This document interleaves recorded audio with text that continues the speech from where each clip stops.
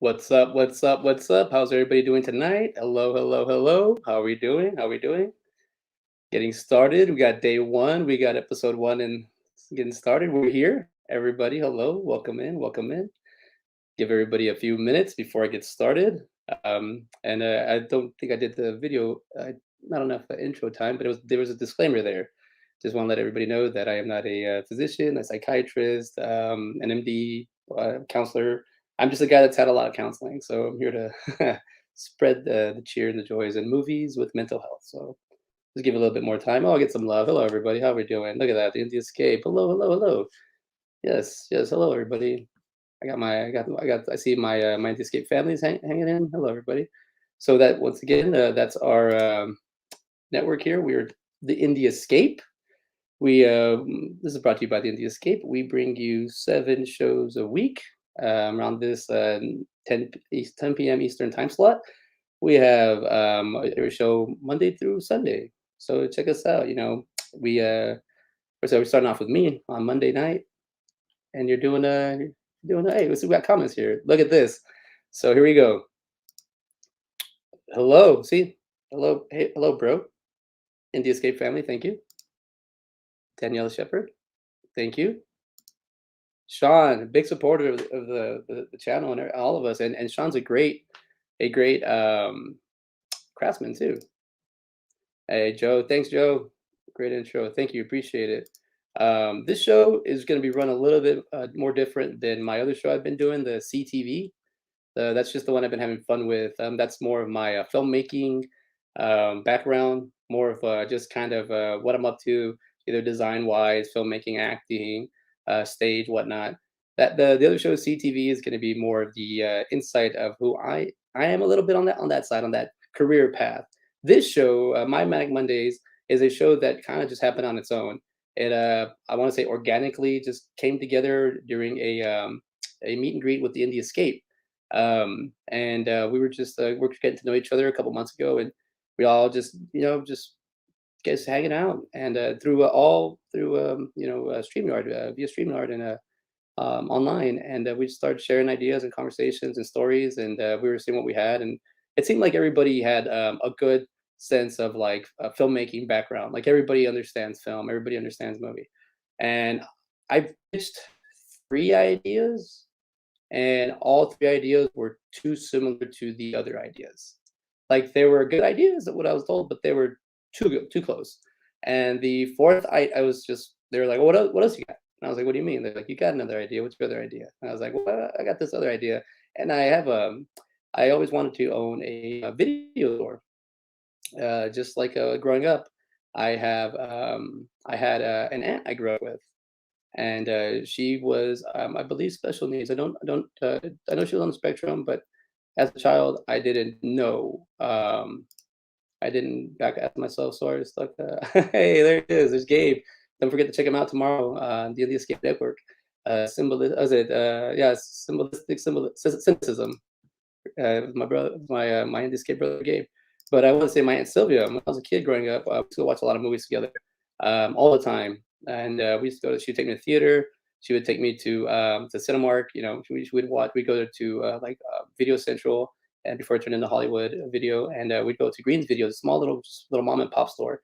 And I always just enjoyed being in there. I always enjoyed having a good time in there with her.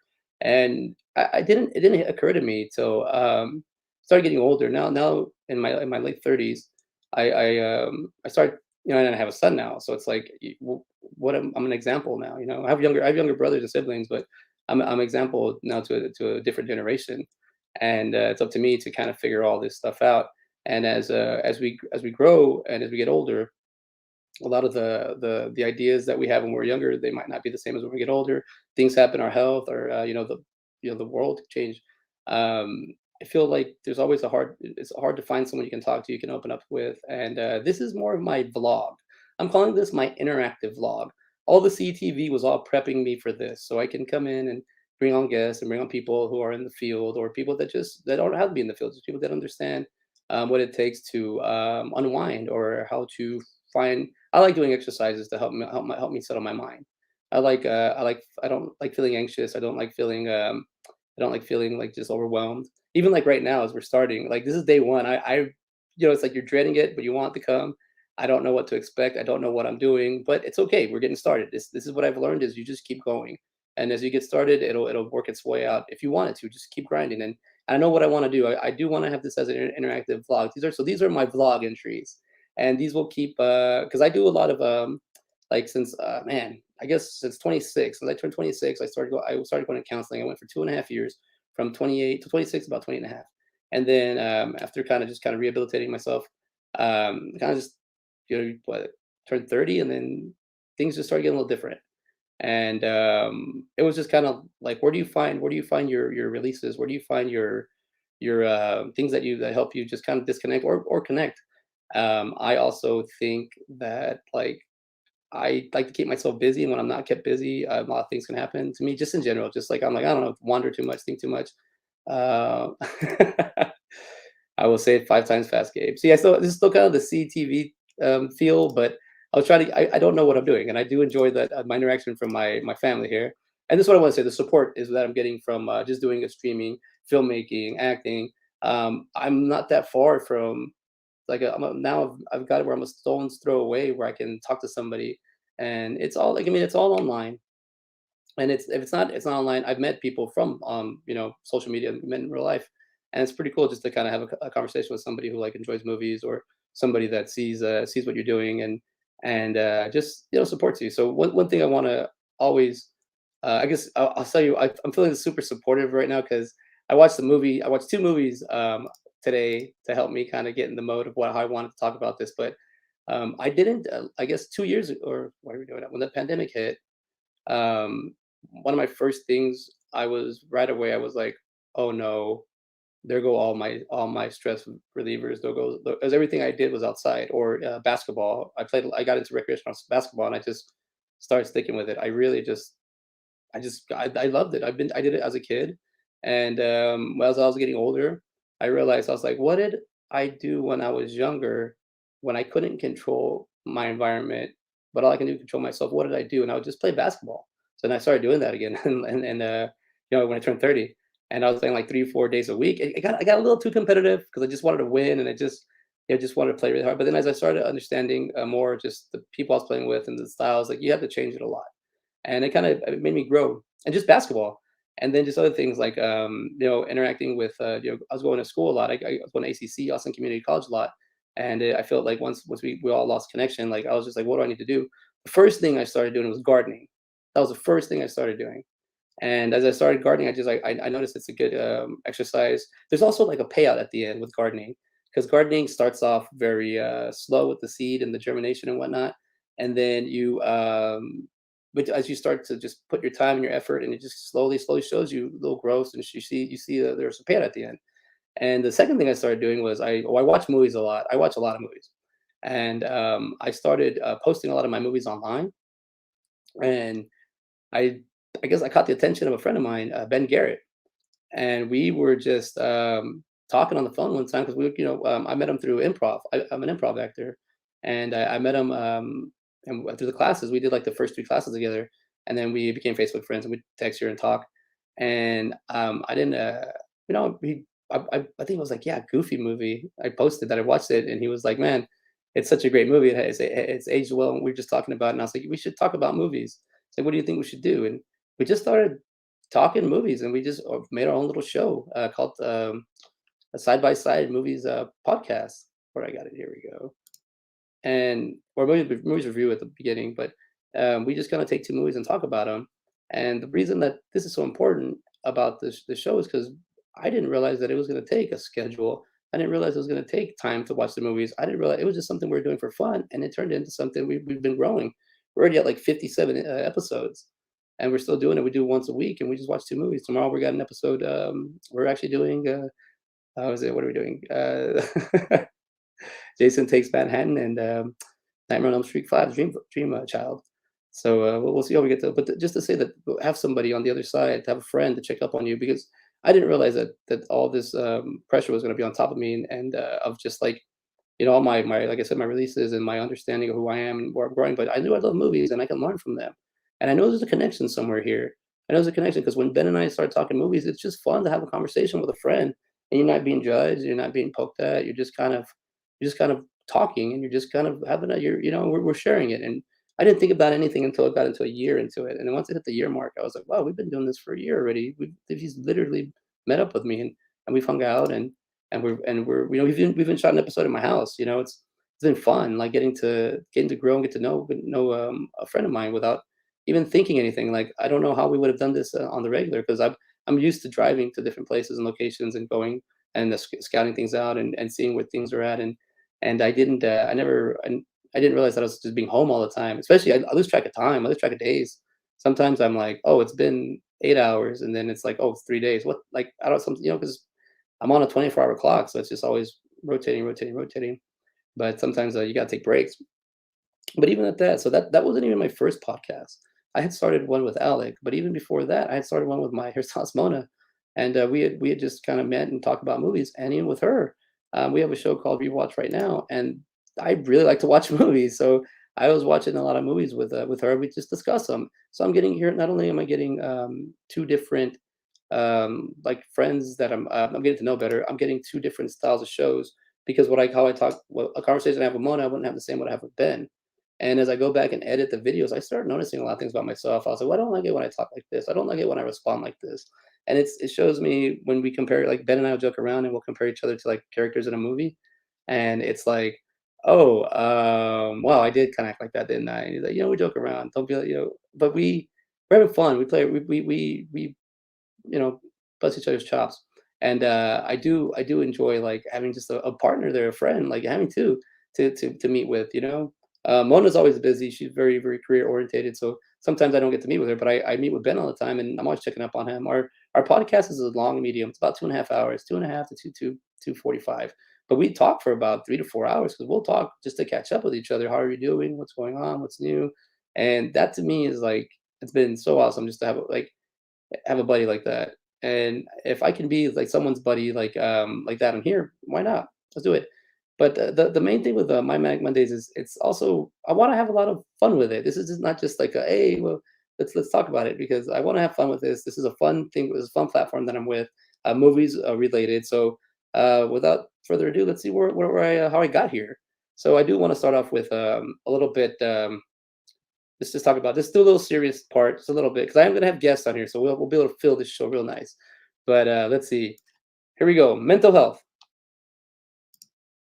A person's condition with regard to their psychological and emotional well-being. Here's an example. All this pressure seems to be affecting his mental health. Mental health. So as I'm understanding this, there's definitely your mind and your emotions, or your heart. Your emotions can be from I guess your head sometimes. But anyways, as I see it like a mental health, I feel like a lot of people don't want to talk about this. I feel like a lot of people. This is a conversation where I've had people come up to me as I'm filming or doing a recording or doing documentary style shoot.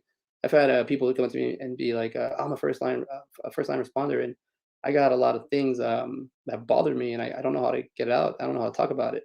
So I think this is something where I've this is and that's happened for like a year ago, and I've had few conversations with certain people there. They don't know where to go, and they don't know where to get started, and they don't know where to help out. And I'm like, I didn't even realize that movies can help you out. That movies can help you out. And I'm just saying it's not like a placebo or anything, or like I suggest watch a movie. Just if you ever get caught where you're alone and you feel you're isolated, there's certain things you can get from movies because maybe you never thought about their stories, and maybe you never thought about talking to somebody a certain way until you saw a movie where it kind of grew on you, or it kind of showed you a different light. And it wasn't maybe it was a certain time in your life that you watched this movie and it makes sense. So movies, a story or event recorded by camera as a set of moving object images and shown in a theater or a television, a motion picture, a movie star. I don't really like that. This is what I googled. Didn't really like that. But it's a movie, so it's a motion picture. It's a story. So if we can find the connection where we have a story that can help us out with our mental health. Not really like I said, I'm not trying to be a spokesperson. I really don't know what I'm doing. As in the show, it's just started. And I just want to take it in because it's like something I like. I like watch a lot of movies and I do kind of reflect on them a lot. And with all that being said, I did watch some movies today that when I saw this movie in the theater, but I didn't really understand it until I saw it today, and also because I've gone through a little bit more of I guess through what the character has gone through, and I got to this movie because I am shooting. I'm working on my first uh, feature. I've done quite a few shorts, so I've done quite a few short movies, and excuse me, I've done a few short movies, and I want to do my first feature. I want to start breaking off to that because as I go to the conventions, and we'll get to the convention conversation. As I go to the conventions, I I just meet more people that are independent, that make their own movies, that do their own things, that are going to do that are doing big things. And I'm learning from them, and they're giving me great advice. Like showing up is like a big deal. So just showing up somewhere is like a really good thing to do. Um, but just that's the half of the battle, halfway of the battle. But I was on my research, and as you can tell, if you can see right here, I got the Kevin Smith kind of collection. I have a lot of I'm a Kevin Smith fan. I enjoy the View Askew. It's the world that Kevin Smith made. It's a series of movies that he started out with in, like, I believe, 1994 with Clerks, and just kind of made a bunch of movies that are all related in a way. They're all in the same universe, and they're all great movies. They're all well written. They're all independent. They're great movies. The the thing I did a lot of research on these movies and just how Kevin Smith makes his movies is one thing I always heard was like 28 days. Like, oh, we shot it in 28 days. Not a lot of movies I was just here 28 days, and I was like, well, I'm gonna give myself a deadline. I have 28 days to do a movie. So I was googling 28 days, and this movie came up. 28 days. Sandra Bullock movie. It's a 28 days, 2000, PG-13, 1 hour 43 minutes. It is a comedy drama. A big city newspaper columnist is forced to enter a drug and alcohol rehab center after ruining her sister's wedding and crashing a stolen limousine. Director is Betty Thomas. Writer is Susanna Grant. Stars Sandra Bullock, Viggo Mortensen, and Dominic West. This movie, as being an addict myself and watching this movie as it's the female lead, as we see how she goes through it, and Sandra Bullock, she's very like lovable as a character in this movie, but you see like this real seriousness to her, and it's a great movie in the sense of like learning like what it goes through as you're going through the process of going through rehab, or just back then, this is in 2000. This is in the year 2000. So I remember watching this in theater, but it didn't really stick to me. But man, there's a lot of great actors in this. I mean, like it's Viggo Mortensen, who plays Eddie Boone, who's like a baseball player, which I remember when I was in the 2000s, there was a baseball player named Josh Hamilton, and he played with the Rangers. I'm not a big baseball guy, but I do remember through media and pop culture that that he was getting in trouble a lot for alcohol and I believe depressants. I'm not too sure, but he was always in the news for that. And like I said, I don't. It is this is yes, Steve Buscemi in this movie is amazing. It is this is yes, Daniel. This is a great movie. But Josh Hamilton was getting in trouble a lot with the with the MLB, and a lot of this he would go into rehab and come back. He'd be doing well, and then he'd get in trouble for substance abuse or something. And then as I saw the Eddie Boone character, I was like, oh, there's people like that, some kind of celebrities. The Dominic West plays Jasper. He plays the kind of the anchor that holds the Gwen Cummings, the Sandra Bullock character, down. There's a great performance by Azura Sky, played Andrea. She does a really good job. Alan Tudke, he plays Gerhardt. He was a great supporting cast, just like Steve Buscemi. Steve Buscemi's character Carnell is really important in this movie because he plays the counselor, and as the counselor, he kind of connects with his, I guess, clients as a like he's an addict in the movie, and he it shows you through his process and how he goes. And but the main character in this movie, there's someone that I'm gonna bring up later on in the podcast that has he's always talking about, he gets interviewed, he's an actor, and he always talks about the cherry role. The cherry role is not necessarily the main star or the co-star, but it's the next role, the next. It's kind of like the slapstick comedy character, or like in the comedy, it's the dark character. It goes to Mike O'Malley in this one. I gotta say, he plays what is the guy's name in the movie? He plays Oliver, but as Michael Malley in this movie, I mean, Michael Malley plays Oliver, as he plays the role, it's just it's the cherry roll. I've picked that up on my journeys of doing my interviews, doing my comic cons, my conventions, doing my online just your meet and greets, and the cherry roll is a big thing because that's an actor, something I would strive to kind of pursue. A lot of people would mostly see something like the lead or a big budget, but if you can get a couple of cherry rolls and you can stick out as a character actor, that's like I would love that too. But yeah, I think he does a great job in this movie. A lot of the so I was watching 28 Days because I looked up 28 Days film how many people have made a film in 28 days or shot a film, and then it brought up 28 Days, so then it jumped me to watch Clean and Sober. Now this is a Michael Keaton movie, and Michael Keaton has been for a very long time my favorite actor. And as you watch this movie, you got Batman, he does Beetlejuice. I didn't even know he was Beetlejuice until had a my cousin ruined it for me. But he didn't ruin it for me. He just woke me up like, hey, that's Michael Keaton. Watch. Um, so the end credits it said Michael Keaton. I was like, oh wow. So Clean and Sober, 1988, rated R, 2 hours and 4 minutes. This is a drama. A hustling drug addict checks himself into rehabilitation to escape trouble with the law and realizes that it's exactly what he needs. Director Glenn Gordon Karen, writer Todd Carroll, stars Michael Keaton, Kathy Baker, and Morgan Freeman. Now, this movie, I got to talk about this movie because this is the one that I saw when I was younger, 1988. I saw this one probably in like 1992 on VHS. And there you go. Yeah, there you go, Joe. I should have hit it earlier. My bad. Um, but this is the movie that I saw when I was very young. I did not understand it. I did not get it. I didn't. All I knew it was a guy that was struggling with something. But I saw this with my aunt, and it was something that I kind of was aware of. They tell us about drugs and stuff when we're kids, but you not until you get older. And when there was a part of my addiction that was hitting really hard, like I remember I watched this movie because I went through a lot of outpatient and counseling classes, and then I remember wow, we watched this one. I went to Vulcan Video, which sadly does not exist anymore. I went to Vulcan Video, and I went to go get I went to rent this movie, and it was there, and I rented it, and I was like, oh well, I show a lot of this. I show a lot of these addiction habits. Am I an addict? Am I going through this? Let me find out. And like I said, at 26, started going to counseling. I started going to CAC. It's a Central Austin counseling. Great people. Counseling is a little bit different than like therapy. Therapy is more of a, I guess, a exercise or a process, where counseling is more like a build up. I would say that's what I say. That's what I think. I don't know if that's the proper definition. See what Joe said. I haven't seen either of these movies. Queuing them up. Oh, thanks, Joe. Yeah, I mean these are movies about people going through a rehab or addiction, sobriety. So I know a lot of people right now don't want to hear this. Don't want to hear this shit. See, come on, shut up, man. Talk about movies. And that's what I'm doing here. I'm here to talk about movies. But um, I want to talk about these movies real quick because I just kind of did my own version of side by side. The way that I do my own my shows with my partners, with my co-hosts. But for the most part, let's see the movies. You know what?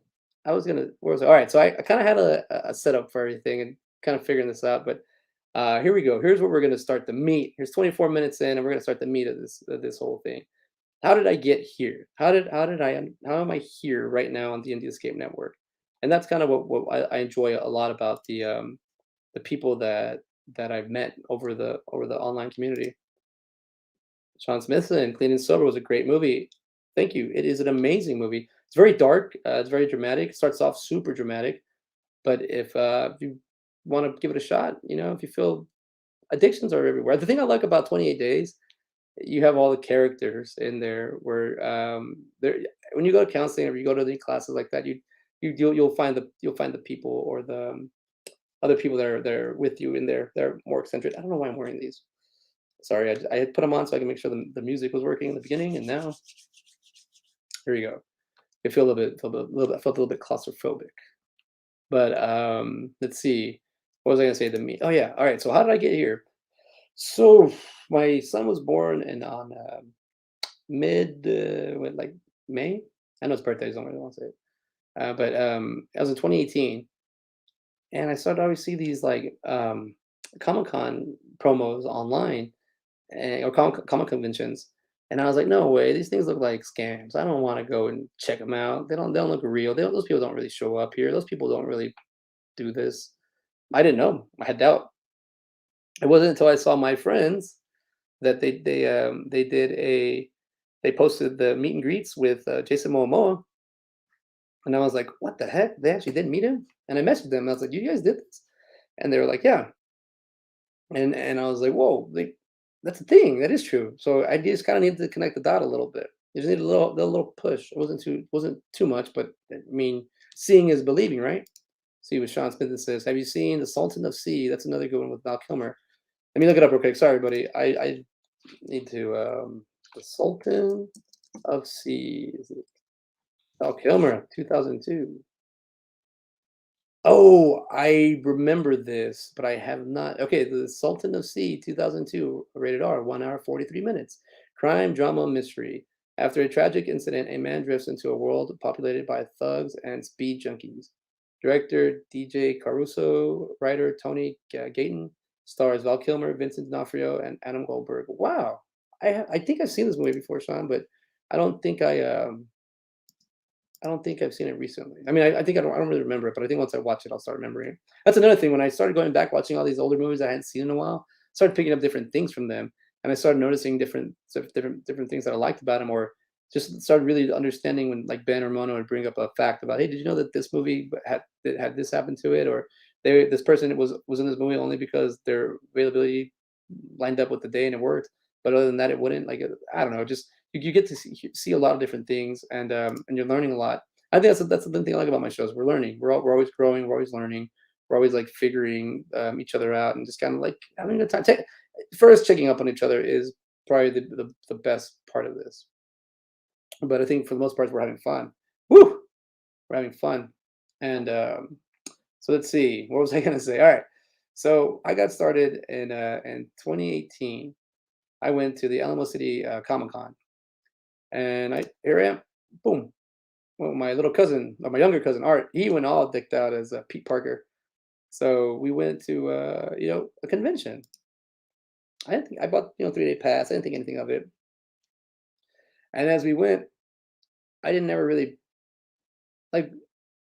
I like to record things, like to shoot things, like take videos, but I rarely like doing it in public, or unless I have permission, or it's just kind of weird. I don't like candidly recording people.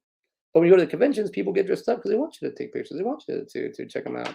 So that was one thing I had to get used to. But one thing I didn't realize, because I feel like, well, if I can record you, you can record me. Maybe that's my insecurities. And as I'm going to the conventions, and, you start meeting like people that they go all out. Look at this. Show enough. Look at that.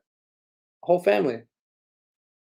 Like, you know, people like go all out on the conventions because it's I don't know. The way I broke the world of conventions is something I never really understood. For like 15 years, I wanted to go. I just never did it. And then once I started going, I started understanding like what it was, or something. There's something there, and I just started going to conventions whenever I had the chance. I was just going to a convention. I'm gonna check it out, even if it's a small one, small meet and greets or small ones. I'll just go to these conventions, and I didn't really because I'm at this point in my life. I'm really trying to. I grew up in I grew up on the border, Texas border, Mexico and Ciudad Acuña and Del Rio, Texas. And a lot of stuff we did when we were younger was we would go over to Acuña and Mexico and we'd party. We just go to bars. And then as I moved to Austin, as I got younger, I got older, I moved to Austin when I was younger, and we go to Sixth Street, so it's the same thing, the same bars, the same stuff. It's the same lifestyle, and I didn't think about it that like maybe I had great memories when I was younger, and that's why I like the bars, but I really don't. Being named a club kid is not the best thing I want to be named, but I mean it's true. I was there a lot. I was always at clubs and just trying to figure out, wandering around, like just not really wasting my time, but not using my time properly, or just not knowing how to. There's not really having any influences there, or having any people to support or support you, or having any direction. So you got to figure it out on your own. And but I didn't, really when you start cutting that life out, because I was always like more of a social drinker. Because there's no way to be. If I wasn't being social, without drinking, I don't like it. It's hard. It's hard for me. I can't play it. I'm lightweight. I can't hang. But at the conventions, I feel I feel like myself. I feel like it's okay to be yourself. It's okay to walk around and take photos. It's okay to talk to people. It's okay to have a conversation. It's okay to just talk about anything other than whatever you want to talk about. And well, I guess I'll get started. Like I said, this is the meat. I would have never had this photo. I gotta show this photo real quick. This is as far as the conventions that I. This is when I got started. This is my first. This is my second photo op, and I got to meet an icon, horror icon legend. And this photo will kind of tell you kind of how I. He brought me into the convention lifestyle or the life like this. Watch. Does anybody know who this is? He said a hand to the claw. Robert England, Freddie Lee Cougar. You don't have to drink that far. I know, Sean. It's really hard. It's really hard sometimes, but you're absolutely right. This is this photo I took with Robert England, Freddy Krueger. I got a little story about this at the convention, and then I'll move on from it. But I, you see the way I'm kind of like arched back like that. See, and you're absolutely right, Sean. I'm not trying to ignore. You're right. You don't have to. So trying to learn is what I was kind of going to. Trying to learn how to get there without having to finding your space. Because even at these conventions, I don't have anything, and I enjoy them. Like I'm there. I'm in the moment. When I was going out to bars and stuff, I was kind of like, I just want to escape. And then I want to escape from being where I was at, which is stupid. Figure it out, right? But I took that photo of Robert England. Long story short, I gave up my. There was a his line is always ridiculously long. I gave up my spot in line for him to for somebody to. I had to go somewhere else, and somebody said, "If you give your spot up, we'll let you meet him tomorrow with a VIP pass." And I was like, "Well, I'll take a VIP pass. I want to meet him. If I get a VIP pass, I'll get to really meet him and really get to talk to him, and I don't know, get to know him." But what ended up happening was he what do you call it?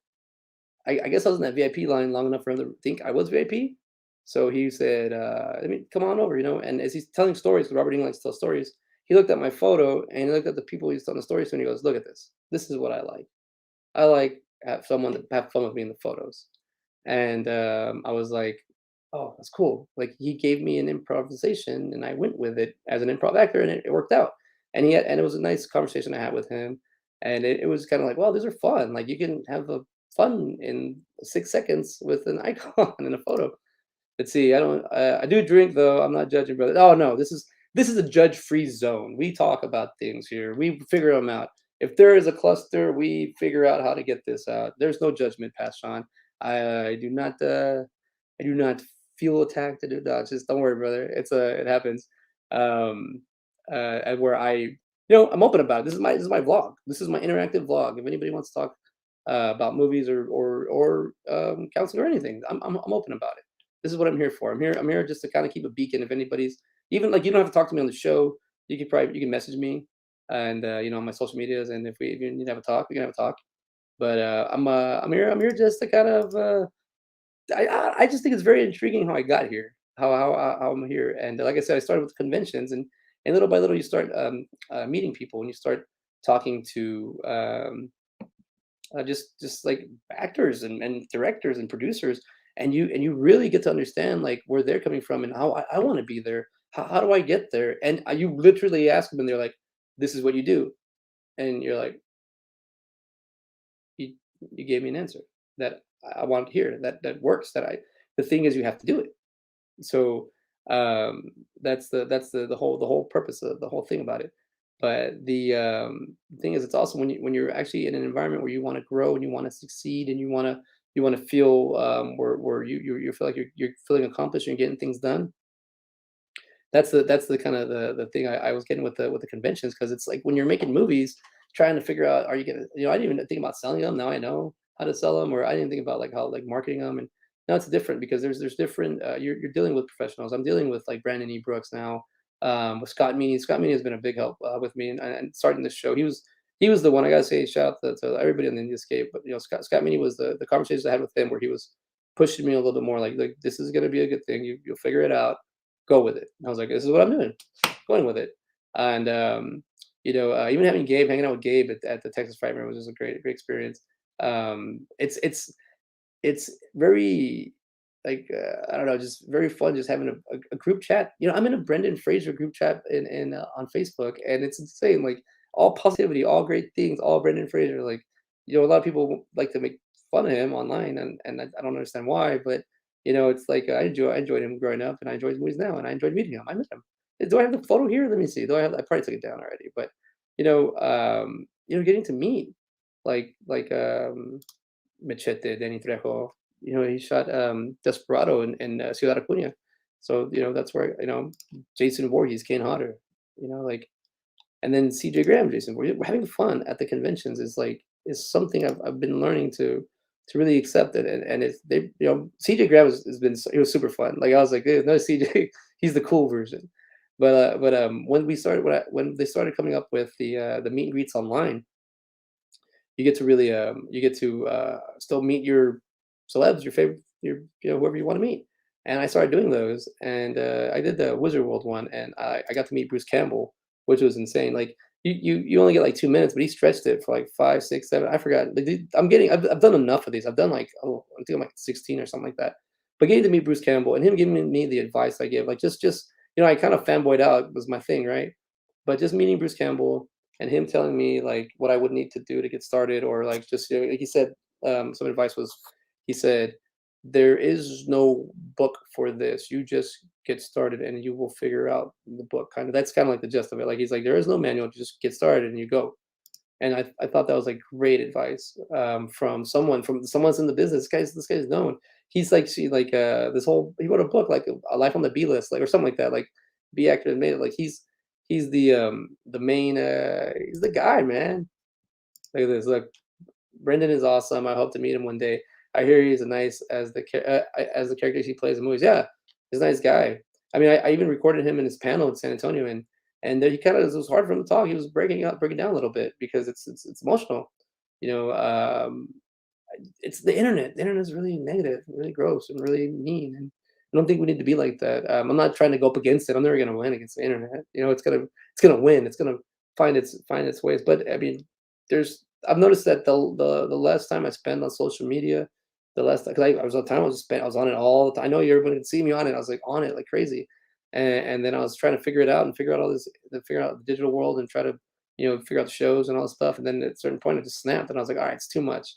Even like last week, I had like a meltdown, and I hated it because I melted down to a stranger, but it was someone that it was they took it as like a trust because I just everything like even to this day today right now feels like it's a lot, but we're it's just keep moving, keep going, and we enjoy the a lot of the outcome and the sport of everything of everybody that I've met in at these conventions. So was we were doing side by side, we came to the intersection of Kevin Smith, and this is why it seems like I'm when I post a lot of this stuff because I enjoy it because we did the movie Clerks, and let me get that going because as an independent filmmaker, you can really learn a lot from movies, and just how to figure it out. Clerks, 1994, rated R, 1 hour and 32 minutes. I did not know it was rated R. Comedy, a day in the lives of two convenience clerks named Dante and Randall as they annoy customers, discuss movies, and play hockey on the store roof. Director Kevin Smith, writer Kevin Smith, stars Brian O'Halloran, Jeff Anderson, and Marilyn Gigliotti. So if you've seen this movie, you know that this is probably the independent movie to watch. It's just a day in the life of two comedian clerks, and it's got a couple of characters in it. For as this as a movie as a whole, it's amazing. It's aged well, I think. I think the fact that when we did this, we compared it to Clerks 1 and 2 on a side by side, and there was more. There was growth in the movies, but watching Clerks 2 resented like helped me connect my life. Like as in like I was like, "Whoa, I've been there before," or just feeling that always working feel that you don't feel like you're getting anywhere, like that treadmill feel. You're moving, but you're not getting anywhere. And that movie really like it.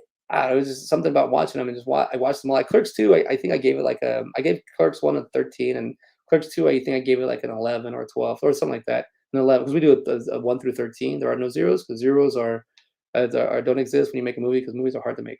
But I gave it like something like that. But Clerks 2, I've seen in this past year alone like 50 times. That movie has like really grown on me, and it's showing the growth of life and the way just like people are. It's okay to just be who you are. And that being said, I uh I had to meet the cast of Clerks, and they had a meet and greet. So I did one. And you see there, you got Marilyn Gigliotti, who played Veronica. You have Brian O'Halloran, who plays Dante Hicks, and then you have Scott Schiaffel, who plays the Chuli's gum representative, Chuli's gum guy. And as you're meeting them, getting to talk to them, it was I talked to Marilyn first, then I spoke to Brian, then I spoke to Scott. Now, when I spoke to Marilyn, it was more just like a conversation with. I just wanted to meet Veronica. And then she was like, I don't. She was actually like, it was one of those experiences where I was like, okay, wow, it felt too real. Felt too much like a family member. Let's see. I wrote a philosophy paper in college based on Clerks. I got an A. Yeah, yeah, awesome. Philosophy on Clerks. So would it be the let's see, the philosophy of Clerks? Would it be the understanding of how you spend your time, or I do know that a fan theory that I heard was it's black and white because it's basically shot through the surveillance camera. But yeah, philosophy of Clerks. Yeah, there's got to be a lot. There's a lot of depth to this movie. I found out it's like the Dante's Inferno. That's why the main character's name is Dante. Uh, that's called Sunday Night. Because we do have on the show at the end of the night, Brian O'Halloran is a frequent visitor on the show, so he comes out a lot on Sunday nights. You get a shot. Look at our shows. But I wanted to. What did I want to talk about? Where was I? Oh yeah, Clerks. Now I met Veronica, and then I met Brian.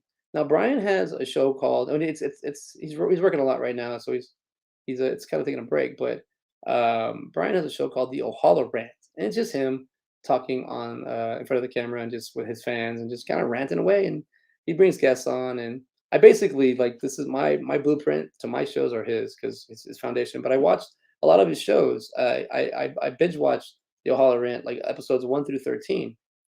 And I believe, let me just make sure I get this right, because I do want to just get, I should be, do my research next. Let's see, but I did want to say that I just came to, I think it's episode 10. If you go to, when you find the O'Halloran, as I was going through all this, um, sorry about that, here it is. I wanted to, there's an episode there where I was like, oh, cool, it has all the couple's buddies, couple's friends, couple of everybody, but it was episode where is he at? Oh, episode 10. Sorry. So I did watch the first 13 episodes, but it was episode 10. And there's a character there that he has is the it's an actor, composer, author named Scott Schiaffo. And he was one of the meet and greets. Well, I had budgeted to meet Jeff Anderson, but Jeff Anderson does not exist online. You ain't gonna find the character, the guy who plays Randall Graves anywhere. You get a opportunity to reach out to him, and he might reach out back. And I have reached out to him a couple of times, and he's reached back out to me. But there was a gentleman there. You see, like I said, I talked to Marilyn, Brian, I spoke to Scott, and as I got to episode 10, Scott is very open about his issues with alcohol and his substance abuse and his addiction. I think addiction maybe, but but as I got to meet him, just I said, okay, well I can't meet Jeff. I'm gonna meet Scott. I'll just meet Scott, and I ended up meeting Brian. I put the double time on Brian. So I was like, whatever. I'll meet whoever. And as I met Scott, it just hit off. Like we hit it off, and it was like a great little friendship started right there. Just little friends, just talking. Like I felt like that. Like I was like, oh, I haven't talked to this guy. You get to know him, and the fact that he was so like open about it, about everything, was just made me feel more comfortable in my sense that it's like he's like, hey man, he's older, and he struggles, and but he got through it, and he's got like a master's like in counseling. So I wanted to hope to have him on the show one time. But it's like it's amazing how you can really meet other people and how they grow. And he told me, hey, follow me on social media and we'll talk. And we've chatted and we've hung out on not hung out, but I've hung out on him on online through the show through the end of the night. We've been on it a few times. Let's see. Watching the series of HBO Max scenes for a marriage is kind of cool. Sometimes they show the setup from the film crew at the very beginning, and the last episode was from the end of the episode. It is different and cool. Sorry, late on the comments you made. Oh, this is for the Clerks one. Okay, watching the series on HBO. Okay, okay. Well, we'll check that out. We'll see what Daniela said. I presented Dante and Randall as two different philosophers, as Sartre and Camus.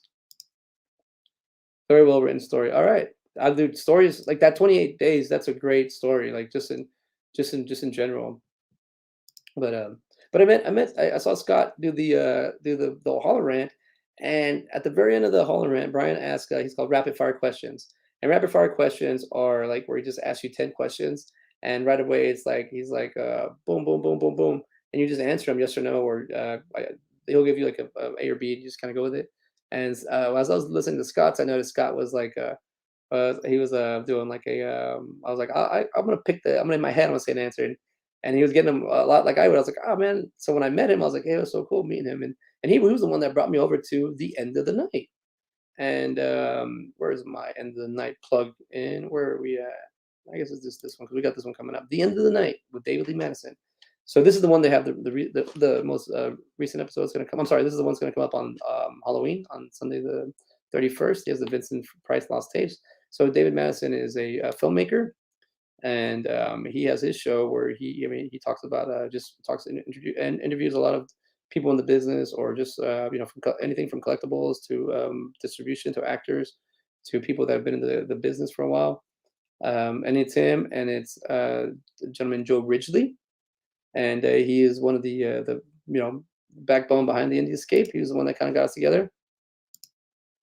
Really looking forward to this show. I know this is going to be a good one. I mean, I want to do like a Vincent Price breakdown show on CTV, just so people know who Vincent, how big this is. This is a pretty big thing, and the fact that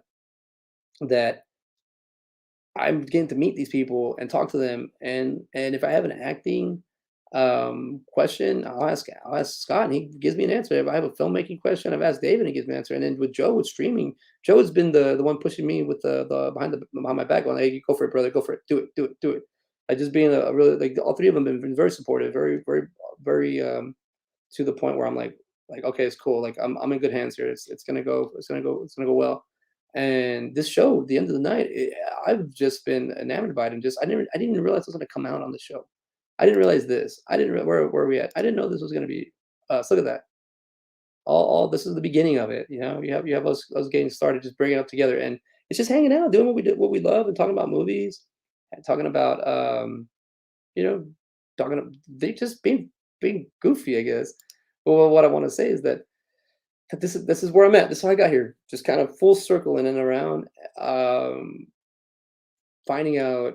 Yeah, I mean, look at this. Like my fan art. David's got a movie coming out in December called Full Moon Fever. It's his werewolf movie. Can't wait for that one. He made a movie called Wits End, and Wits End is a movie he made entirely by himself. I like it so much because you can learn from the movie. That movie it helps. Like I always feel like as a filmmaker and a creative, as a content creator or whatnot, you have to connect the dots sometimes, and it's hard for me to connect them. But when I talk to somebody or I see somebody make something where I can connect the dots easily, that's what I enjoy. I mean, even like this is like being said, like this is all fun. I've been able to have fun with these guys online because look, this is from They Live, and basically, there's the scene where Roddy Piper's character says, "I came here to chew gum and kick some ass, and I'm all out of bubble gum." And I just basically mixed them, Clerks and They Live.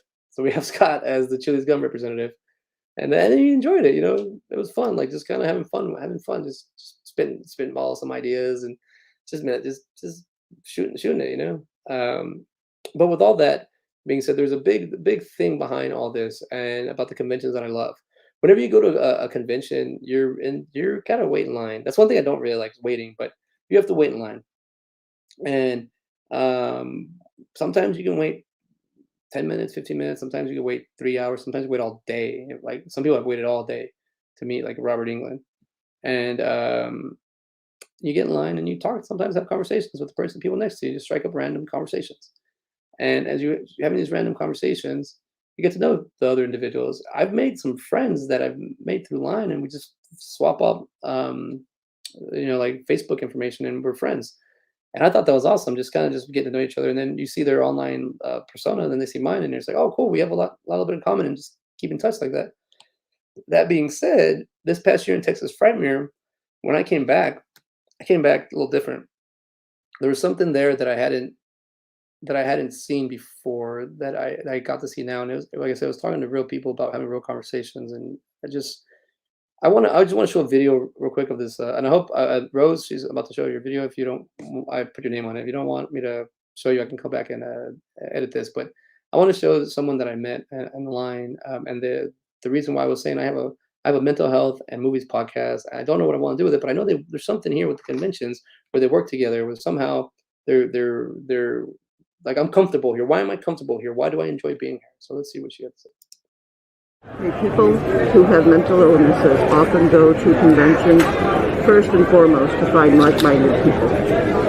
Whether it's their niche of, like here at Texas Frightmare Weekend, they like horror movies.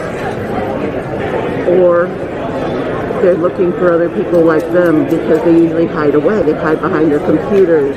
They hide behind books. But here they don't have to hide. They can wear a mask, and it's okay. Because everybody's in masks. Yeah. One way or another, whether it's metaphorically or an actual mask. Yeah. But they don't feel left out anymore. And they start talking, oh, I'm bipolar. Dude, so am I. And they just click and hit it off, and now they've got friends. They've got a network of friends. After a few years, they've got friends all over the world. And when you have that stigma of a mental illness, you often feel alone, isolated. But here you're not alone.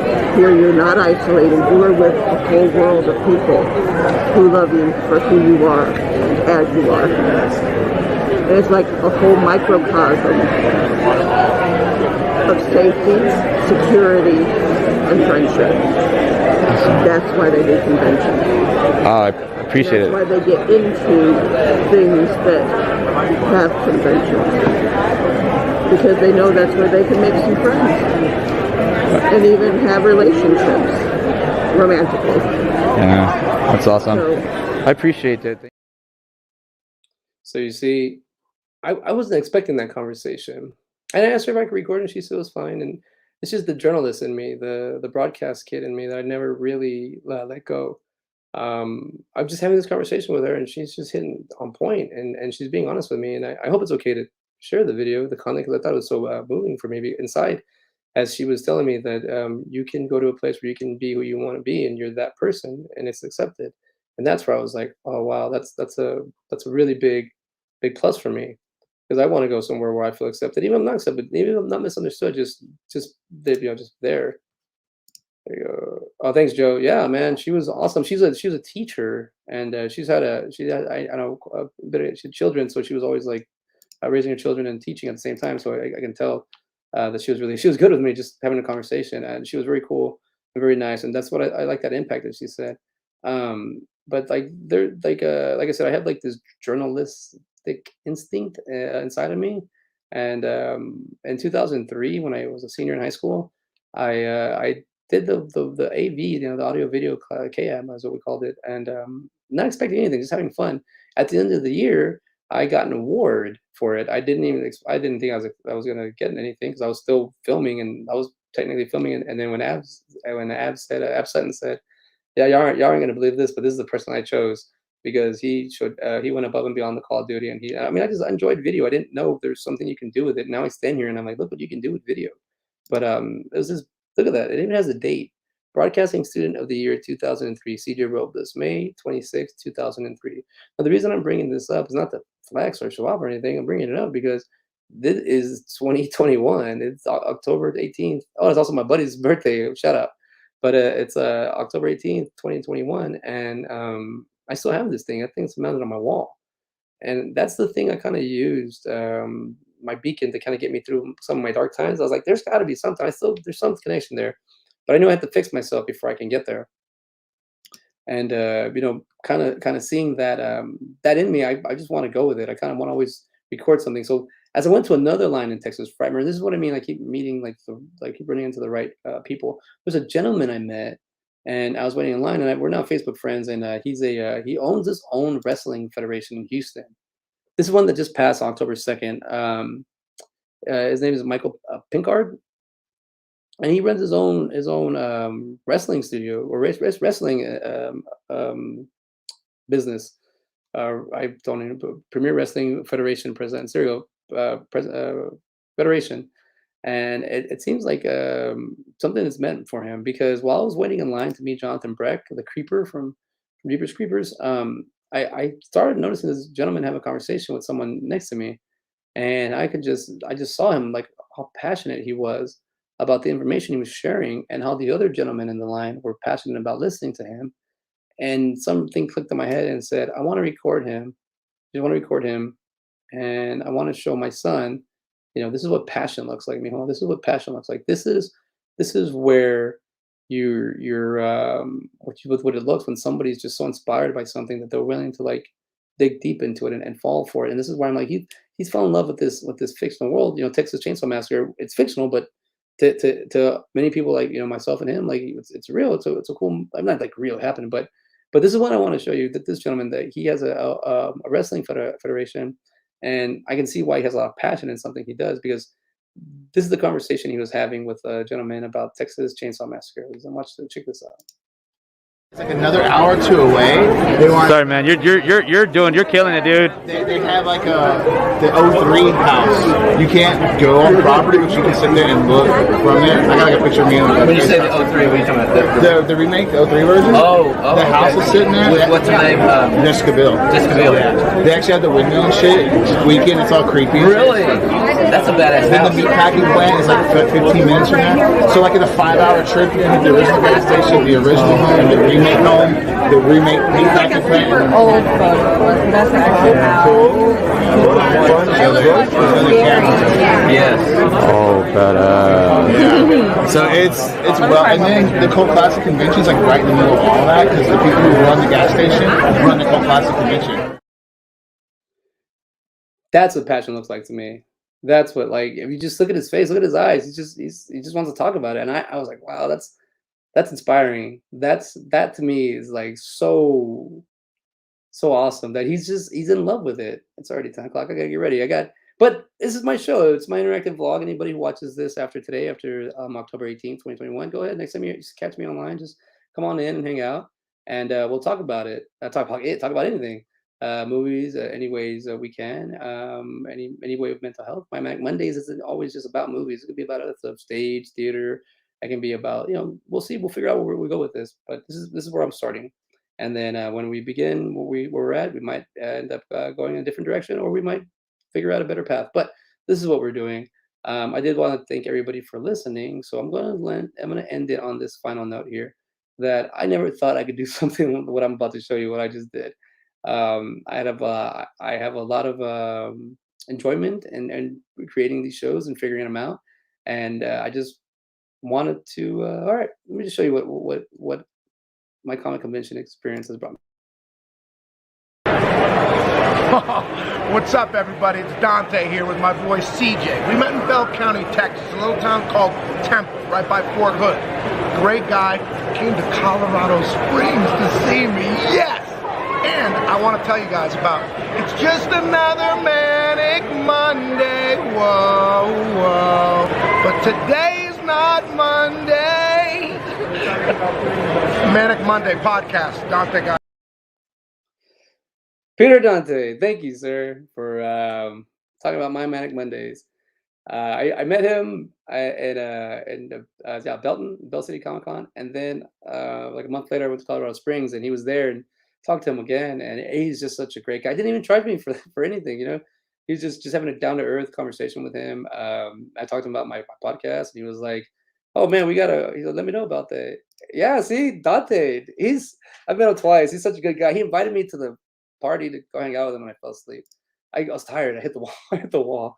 I didn't make it in time. But yeah, Dante, Peter Dante he's an independent filmmaker, or just actor, and it was just nice to meet him and just have a good conversation with him about conventions, and kind of talk to me about, like, I had a little conversation with him about conventions, but we have both times are just like a conversation just about randomness. We just spoke to each other, just had a conversation, like, hey.